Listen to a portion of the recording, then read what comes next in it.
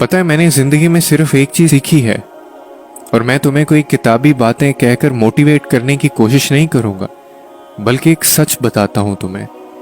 اگر اللہ تمہیں یہاں تب لے آیا ہے تو اس نے آگے کے لیے بھی بہت کچھ سوچ رکھا ہوگا۔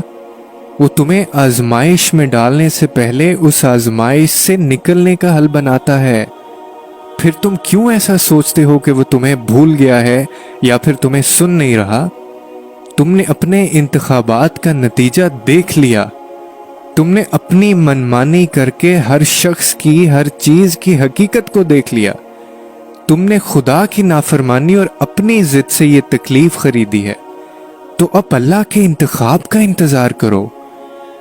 جو تحفہ، وہ چیز اس نے تمہارے لیے رکھی ہے، اس چیز کا انتظار کرو، اور یقیناً اللہ کا انتخاب بے حد پرسکون ہوگا، جو تمہیں یہ بتائے گا کہ اختتام ایک نئی منزل کا آغاز ہوتا ہے۔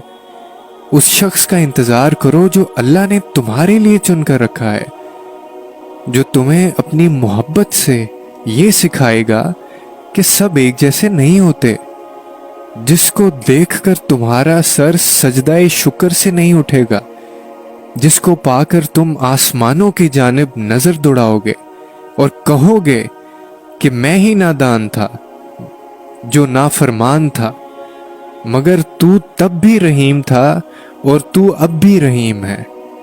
اور پھر تم یہ کیسے بھول جاتے ہو کہ اللہ قرآن میں فرماتا ہے کہ تم مجھے ویسا ہی پاؤ گے جیسا میرا گمان کرو گے۔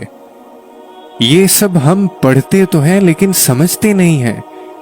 کیا تم جانتے ہو کہ جب حضرت موسیٰ کے پیچھے فوج لگی ہوئی تھی تب اللہ نے کیوں سمندر کو 2 حصوں میں بانٹ دیا؟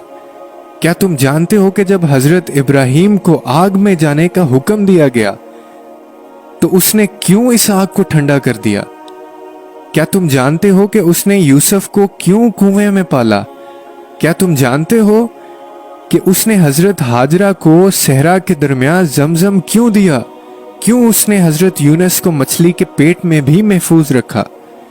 ان سب میں بس ایک چیز مشترک تھی، اور جانتے ہو وہ کیا تھی؟ وہ تھا یقین، تقوی۔ صرف اس لیے کہ ان میں سے کسی نے ہمت نہیں ہاری، انہوں نے یقین رکھا کہ خدا رستہ نکالے گا، اور دیکھو خدا نے رستہ نکالا۔ وہ سب اس پہ یقین رکھ کے آگے بڑھتے رہے، اور دیکھو اس رب نے بھی انہیں مایوس نہیں کیا۔